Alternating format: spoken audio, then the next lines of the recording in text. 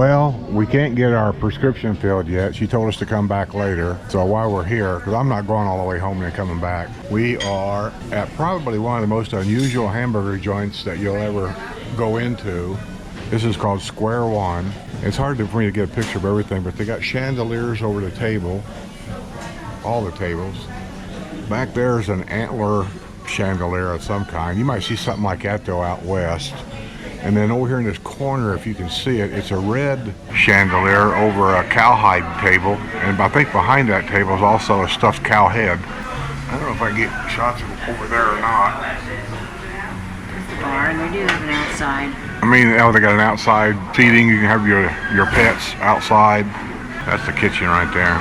I don't mind their hamburgers and stuff here. I just think they're a little pricey, but if you can come in here on the days they have specials going on, like I'm getting a pretty good burger. It's a single burger. It's not a double burger for $11.99, but I'm here during happy hour, so I get a $3 beer. It's a pretty unique place. If you're here for a visit and you feel like something, they have chicken sandwiches and stuff here too. I usually just get a burger because they're known for their burger. They got a bunch of salads. I've seen that on the menu. I just always get a burger. So if you have never been here, I would say, come here. It's just a different place, especially if you're from the north. Sue and I are going to go to McAllister's sandwiches up here. We got one of them in Indianapolis and I like it, so we're going to stop up here and get a sandwich.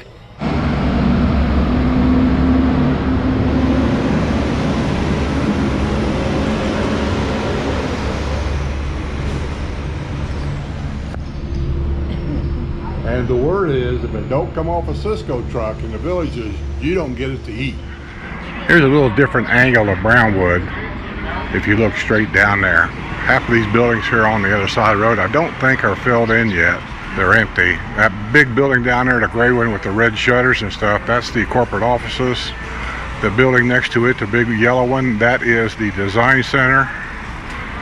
Over there is a Mexican restaurant, and over there is the square. I'm just standing here in front of Five Guys and just kind of giving you a circle of what the downtown Brownwood Square looks like.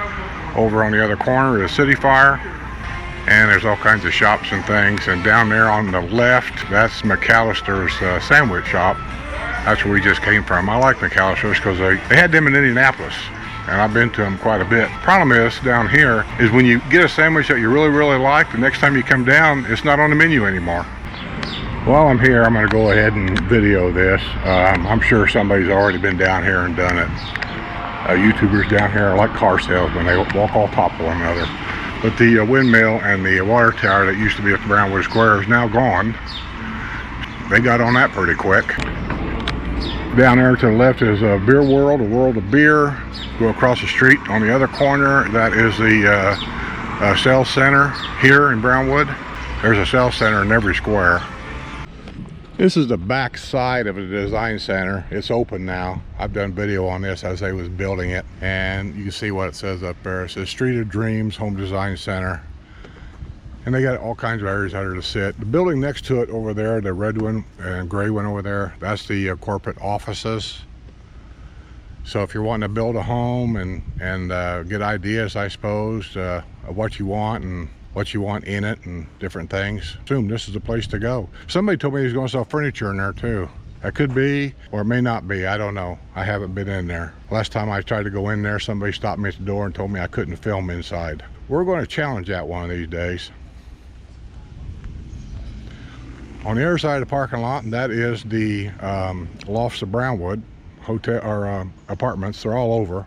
They just go literally back there, they're here, there, they're all around. And they go all the way down to the golf cart path. I don't know how many units they got, but there's quite a few. Let me see if I can get this up to the window so it ain't glared. You can see what a little bit they got in here displayed. Different toilets. That toilet there on the left is a bidet. And then I see a nice tub. That's one thing I wish I had, is a nice tub in our house. We have a typical tub. Can you see that? And this looks like a lot of bathroom design stuff over here. So you go inside, I'm sure they got all kinds of designs. It's a big building. It's a block long.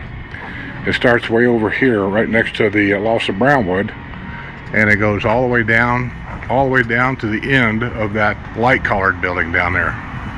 Straight across the street is MVP Athletic Club over there. It's a real popular place for people that want to go in and do exercises and whatever else they do in there. I've been in there and walked around there once. I didn't do video, but they had showers and I don't even know what all, but they had a lot of stuff in there.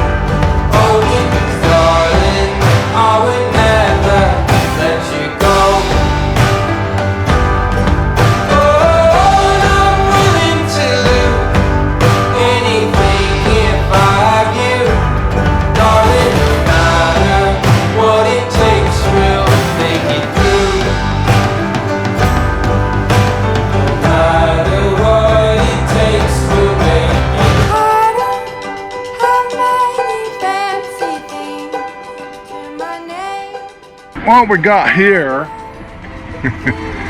this is where Larry used to live. Those of you that don't know, Larry was a world famous alligator here. Had his own Facebook page. Still may have, as far as I know. They were going to take him out, and beyond popular belief, when trappers come in here and take gators out, they do not relocate them. Hate to burst your bubble. They pretty much euthanize them. But Larry got such support because he was here before any of this was built. Larry was here. But where Larry was then is across the street over there, which you can't see, but over there is a swamp. And that's where he was at with his girlfriend. Well, when they built this and put this in, Larry moved over here. And his girlfriend stays over there. And so once a year though, they would actually take one of these rails out at the bottom of the fence so Larry could go across the street over there and see his girlfriend.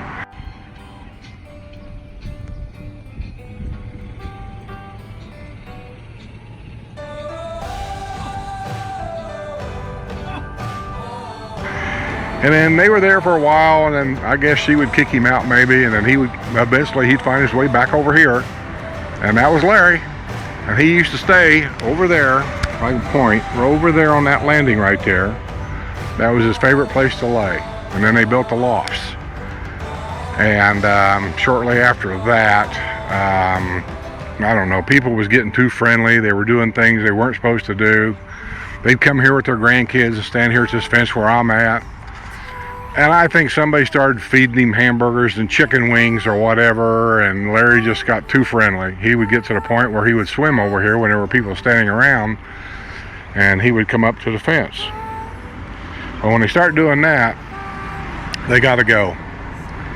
So they caught Larry, and the people found out about it, and they just raised holy cane. I mean, it was on the news. It was just it was a public mess. So they finally relocated Larry, believe it or not. They took him down to Gator World in Orlando, and he's out there. Well, is he? They all look alike, don't they?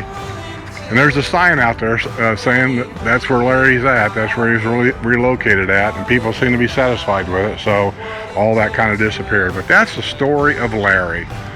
Now, the village's most famous alligator was right here.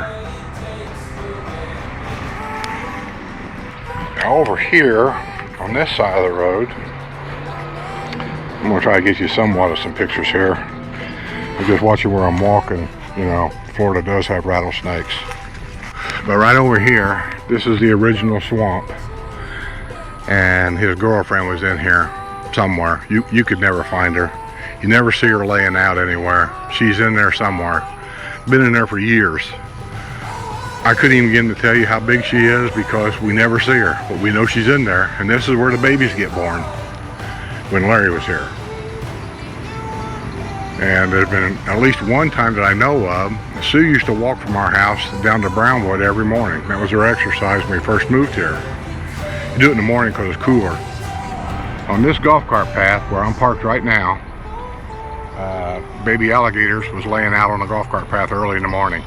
And when Sue saw that, she turned around and went back home. She didn't come on down here because you know, if the babies are up here on the path, Mama is hanging around here somewhere.